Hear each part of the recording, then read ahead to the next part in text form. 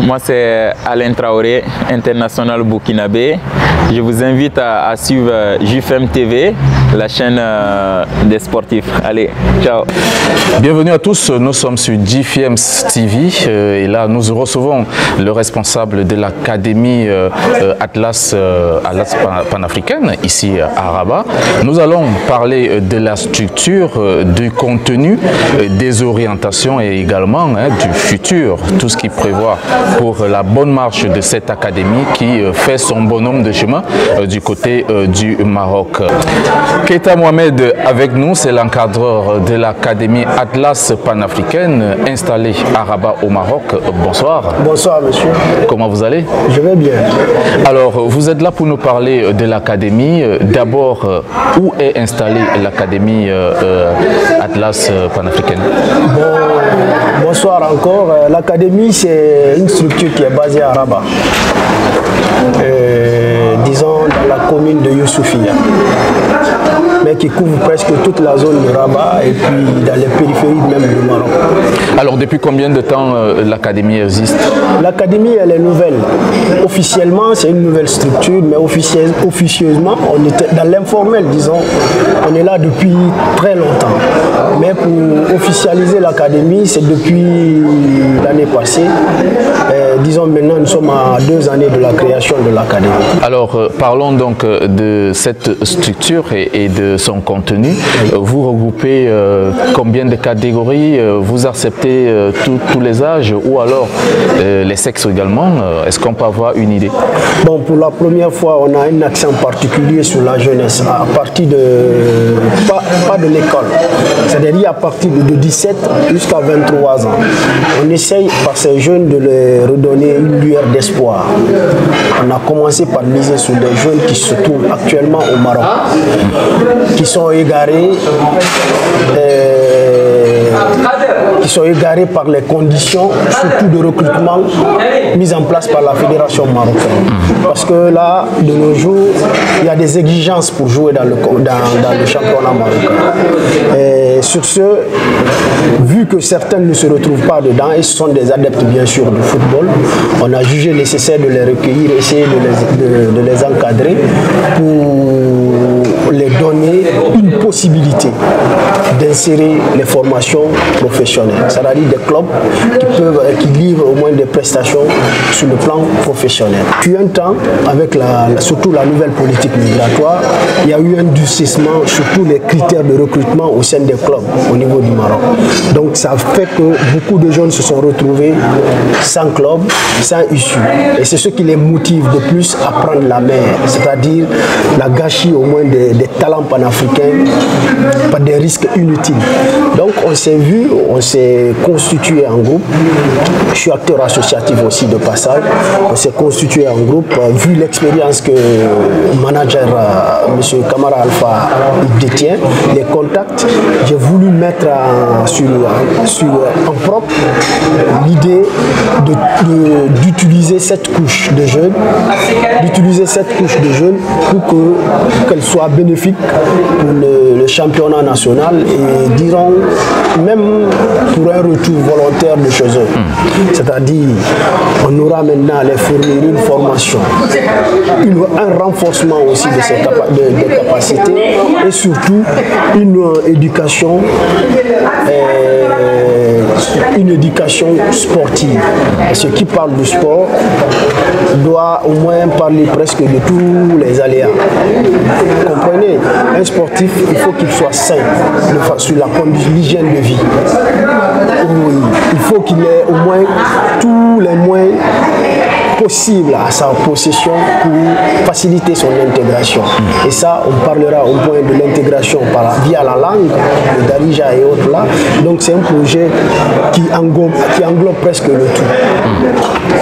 Donc c'est dans ça qu'on s'est mis de tous les côtés pour rendre l'insertion socio-sportive des migrants, d'une part, et l'insertion socio-sportive des sportifs panafricains. C'est à cause de ça, au sein de l'académie, il y a une multitude de nationalités. Nous avons des anglophones, les lusophones, et disons disons même pas mal de francophones, parce que vu la facilité d'accès de certains francophones au Maroc, c'est ce qui explique le pourquoi il y a un maximum de francophones au sein de l'académie. Au niveau du recrutement, je vais vous dire, nous, notre devise, c'est la détection, promotion, management et le suivi. Et sur la façon de détecter, on est fréquent sur pas mal de zones. Partout où les subsahariens, les sportifs exercent, que ce soit dans les installations comment je peux un peu les mentionner, les terrains de proximité. Oui. Nous sommes tout le temps présents sur les terrains de proximité. Une fois qu'on voit un talent qui nous intéresse, on essaie de l'approcher pour qu'il puisse au moins nous donner un aperçu de son quotidien, ce qu'il vit ici. Quand on sent que réellement il n'a pas les moyens au moins d'adhérer les structures viables, on essaie de l'approcher au sein de l'académie. On essaie de lui donner toutes nos directives et puis de l'assister pour qu'il puisse au moins être bien entretenu. Mais nous avons aussi nos conditions de recrutement. Nos conditions de recrutement, on a une fiche d'inscription.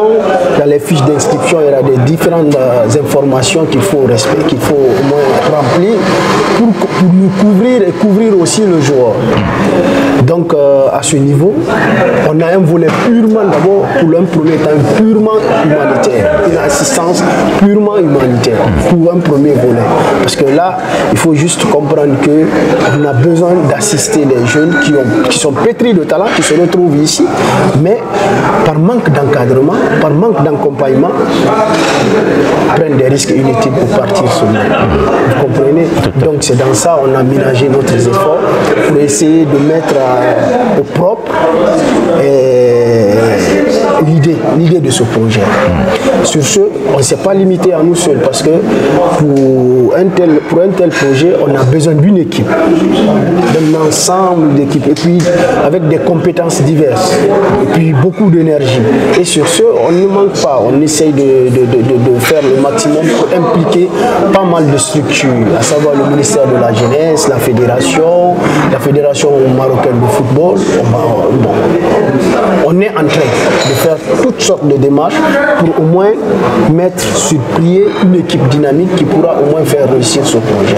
Alors, vous avez combien de pensionnaires dans votre académie à l'heure qu'il est? À l'heure actuelle, nous sommes au nombre de 42 jeunes. Toutes catégories confondues. Toutes catégories confondues. Nous avons des jeunes de 17 ans, dont les moins âgés, il y a 3 Congolais, 2 Ivoiriens. 3 Congolais, 2 Ivoiriens. Et bon, le reste sont de 18 à 23 ans. De 18 à 23 ans, ce qui fait de nos jours 43 pensionnaires qu'actuellement on essaie d'entretenir. Est-ce que ces enfants font en même temps des études? Ouais. Bon, pour le moment, à ce niveau, parallèlement, il y en a d'autres qui font des études. Il y a d'autres qui font des études, mais pas au compte de l'académie.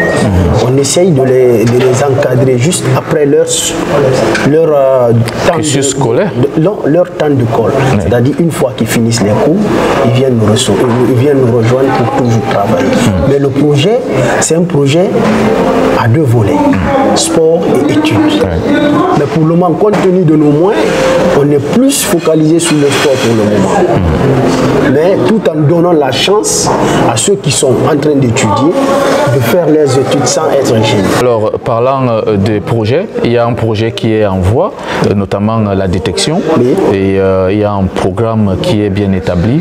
Nous voulons savoir maintenant aujourd'hui où est-ce qu'on en est et quels seront, n'est-ce pas, les modules de déroulement de cette détection. Effectivement, dans la même lancée, j'aimerais souligner qu'on a une personne aussi qui développe de telles structures que nous, M. Berthet, qui se bat et qui fait le maximum que le football africain puisse au moins œuvrer, puisse émerger. Il nous a aussi sollicité dans un partenariat gagnant-gagnant, bien sûr, qui veut que 3 villes marocaines soient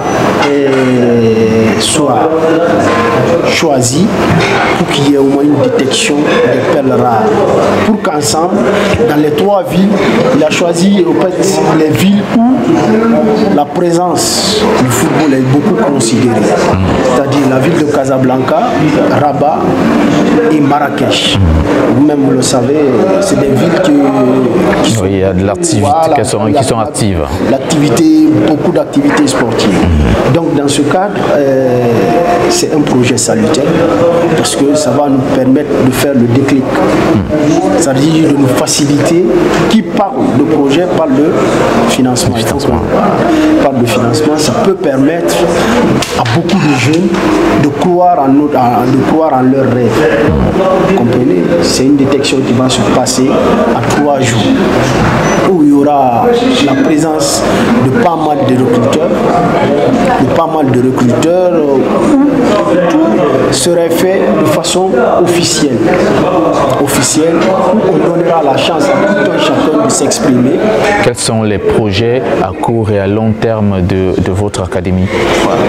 Le projet à long terme, d'abord, on a un projet, comme on le dit, de détection.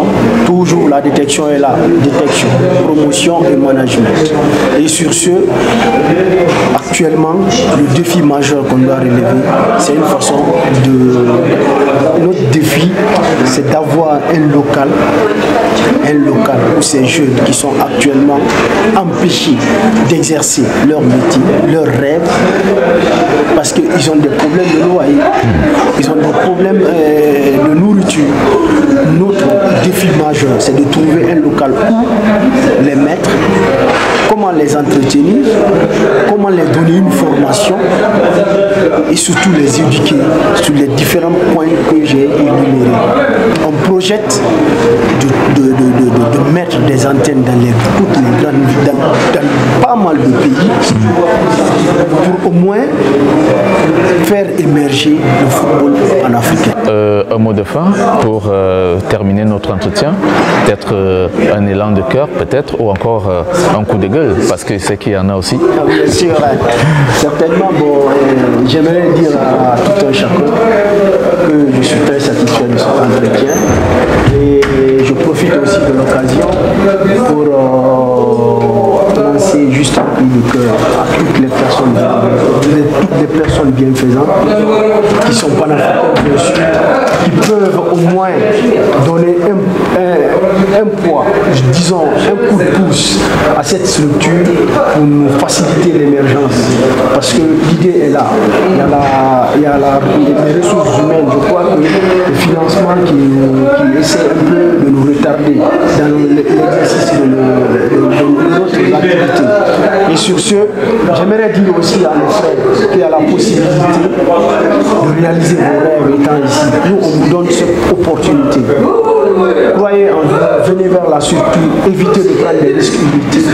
Je vais clôturer en disant que nous sommes ici au Maroc, vu les belles initiatives de Sa Majesté le roi Mohamed VI, de nous épauler. Parce qu'il a été un visionnaire, il a été un fils du pays, il a opté pour l'émergence de ce continent, il nous a donné une voix, il nous a donné le temps. À nous maintenant de faire un accompagnement sincère de cette politique migratoire, de cette stratégie nationale d'immigration et d'asile prônée par Sa Majesté le roi Mohamed VI, que Dieu le glorifie. Sur ce, je ne vais pas manquer sans pourtant donner un message aussi au ministère de la Jeunesse, qui nous comptons beaucoup, au ministère de la Culture et de la Jeunesse et du Sport, à la Fédération royale marocaine du football et à toutes les structures de ce pays qui peuvent nous accompagner dans le sens de faire émerger notre projet.